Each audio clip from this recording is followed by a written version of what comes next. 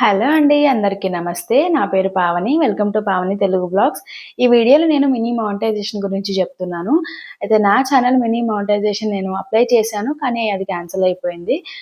ఎలా క్యాన్సిల్ అయింది? నేను చేసిన మిస్టేక్స్‌ని మీరు చేయకూడదు అని చెప్పేసి నేను చెప్తున్నాను ఈ వీడియో. నాదైతే 500 సబ్స్క్రైబర్స్ ఇంకా 3000 వాచ్ అవర్స్ కంప్లీట్ అయిపోయిందనమాట. దానివల్ల నేను మానిటైజేషన్ అప్లై చేశాను. అప్లై చేసిన తర్వాత నేను చేసిన 2, 3 మిస్టేక్స్ వల్ల నాది క్యాన్సిల్ అయిపోయింది.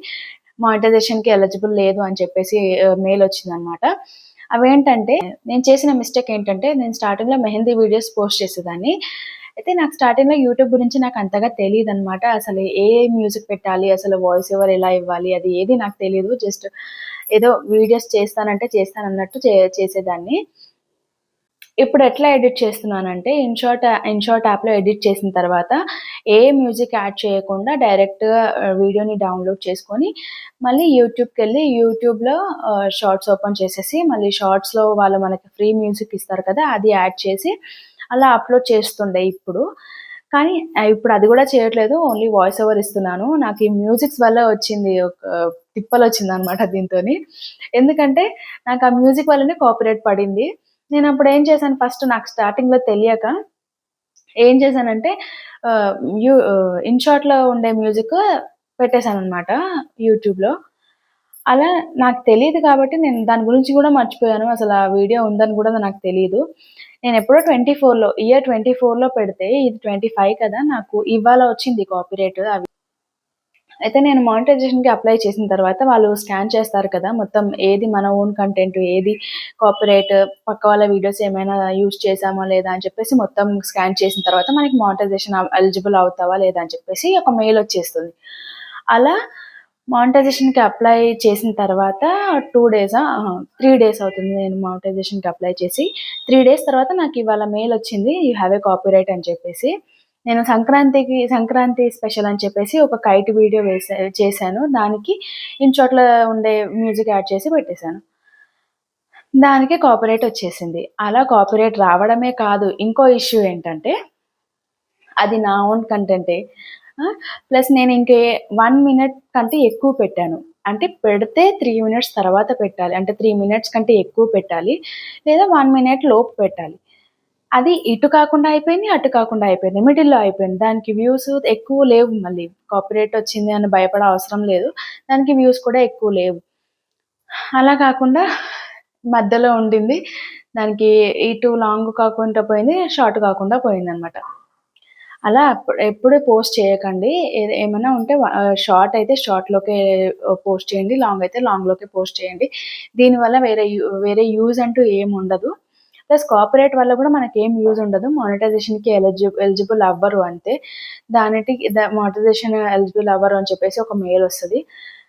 కాపీరైట్ మానిటైజేషన్ తర్వాత పడిందనుకో దానికి మనకి ఏ ప్రాబ్లమ్ ఉండదు. కానీ మానిటైజేషన్ మనది అవ్వలేదు. ఇప్పుడిప్పుడే యూట్యూబ్ స్టార్ట్ చేస్తున్నాము. ఇంకా మానిటైజేషన్ అవ్వలేదు. కానీ కాపీరైట్స్ ఎక్కువున్నాయంటే 2, 3 అంటే ఎక్స్‌క్యూజ్ చేసేస్తారు యూట్యూబ్ వాళ్ళు. 2, 3 కాకుండా మనకి దానివల్ల వ్యూస్ ఎక్కువొచ్చినా గానీ, ఎక్కువొచ్చినా గానీ, అది బేస్ చేసుకొని మనకి మానిటైజేషన్ చేయాలా? వద్దా? అని చెప్పి ఆలోచించుకుంటదనమాట. ఒకవేళ దానివల్ల సబ్స్క్రైబర్స్ ఎక్కువొచ్చినా గానీ, ప్లస్ వ్యూస్ ఎక్కువొచ్చినా గానీ, లైక్స్ ఎక్కువొచ్చినా గానీ, దానివల్లే మన యూట్యూబ్ గ్రోత్ ఉందనుకోండి, కంపల్సరీగా మానిటైజేషన్ ఆపేస్తుంది. ఈ మిస్టేక్ అయితే అస్సలు చేయకండి. ఇది సెకండ్ మిస్టేక్. ఇంకొకటి థర్డ్ మిస్టేక్ వచ్చేసి వాయిస్ ఓవర్ ఇవ్వకపోవడం.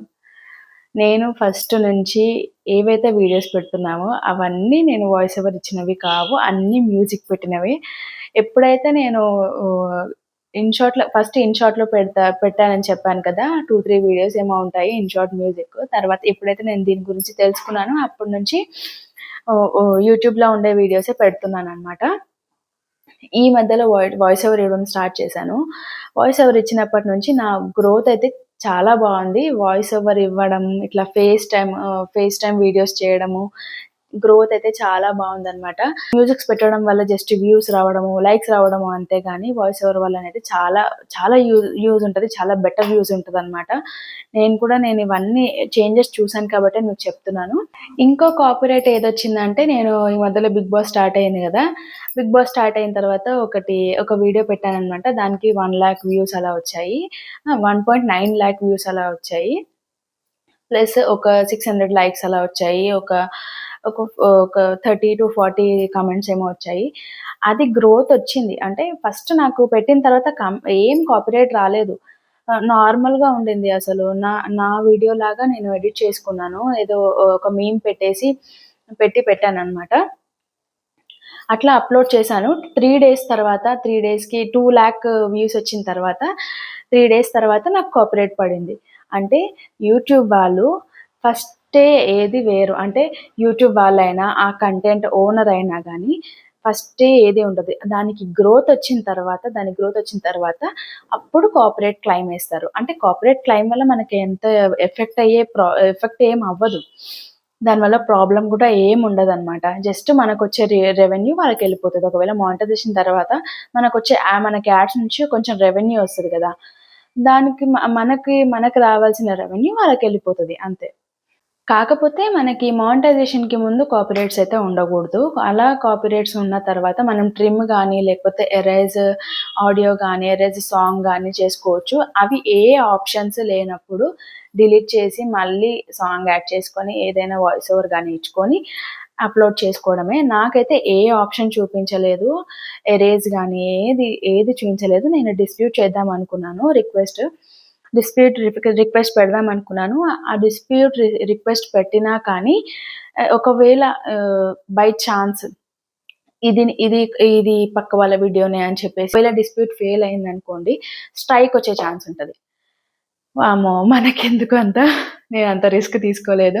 కాబట్టి నేనేం చేశాను, ఎందుకు లేనిపోని మళ్ళీ ఛానల్ మీద ప్రాబ్లమ్ అని చెప్పేసి నేను డిలీట్ చేసి మళ్ళీ అప్‌లోడ్ చేశాననమాట.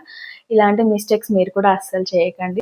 3 మిస్టేక్స్ అస్సలు చేయకండి. ఫస్ట్ మిస్టేక్ వచ్చేసి మనం అప్‌లోడ్ చేసే షార్ట్‌కి గానీ, లాంగ్‌కి గానీ ప్రైవేట్ యాప్స్ నుంచి అస్సలు మ్యూజిక్ యాడ్ చేయకూడదు.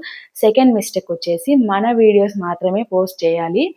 పక్క వాళ్ళ వీడియోస్ అస్సలు పోస్ట్ చేయకూడదు. దానికి కాపీరైట్ పడే ఛాన్స్ ఉంటది. ఒకవేళ కాపీరైట్ స్ట్రైక్ పడే ఛాన్స్ గూడా ఉంటదనమాట. అండ్ థర్డ్ మిస్టేక్ వచ్చేసి వాయిస్ ఓవర్ ఇవ్వాలి. వాయిస్ ఓవర్ ఇస్తేనే గ్రోత్ ఉంటది. లేకపోతే ఎప్పుడు కాపీరైట్ పడతదో, ఏ రకంగా కాపీరైట్ పడతదో గూడా తెలీదనమాట. నేనసలు నా వీడియోస్ నేను పోస్ట్ చేసుకుంటేనే నాకు కాపీరైట్ పడితేనే నేను చాలా షాక్ అయ్యాను. సరే బిగ్ బాస్ వీడియో అంటే okay. I can take it. కానీ ఇది నా వీడియో. నేను మెహందీ వేసుకొని నేను కష్టపడి చేసుకున్న వీడియో అది. దానికి కాపీరైట్ పడిందంటే చాలా ఫీల్ అయిపోయాను. ఆ మిస్టేక్స్ మీరు చేయకూడదు అని చెప్పేసి నేను మీకు ఈ వీడియో చేస్తున్నాను. చాలామంది ఈ వీడియో చూసిన తర్వాత అనుకుంటారు, ఈమెది వ్లాగ్స్ కదా! కుకింగ్ ఛానల్ కదా! ఇదెందుకు చేస్తుందని చెప్పి. నా సబ్స్క్రైబర్స్ ఒకవేళ యూట్యూబ్ ఛానల్ స్టార్ట్ చేస్తే ఇలాంటి మిస్టేక్స్ చేయకూడదు అని చెప్పేసి చెప్తున్నాను. నాకున్న తక్కువ సబ్స్క్రైబర్సే. ఆ తక్కువ సబ్స్క్రైబర్సే నన్ను ఇష్టపడి వచ్చారు కాబట్టి నేను వాళ్ళకి ఇన్ఫర్మేషన్ ఇవ్వాలనుకుంటున్నాను. నాదైతే 500 సబ్స్క్రైబర్స్, 3000 వాచ్ అవర్స్ అయితే కంప్లీట్ అయింది. ఇంకా 1000 వాచ్ అవర్స్, 500 సబ్స్క్రైబర్స్ మాత్రమే ఉంది. అది కూడా కంప్లీట్ కావాలని నేను అనుకుంటున్నాను. అలాగే మీరు కూడా అనుకోండి. నాకు గ్రోత్ ఇవ్వండి, సపోర్ట్ చేయండి. ఈ వీడియో ఎవరికైనా యూజ్ అయిందనుకోండి, వాళ్ళకి షేర్ చేయండి. లేదా మీకే యూజ్ అవుతే కంపల్సరీగా సేవ్ చేసుకోండి. Bye bye.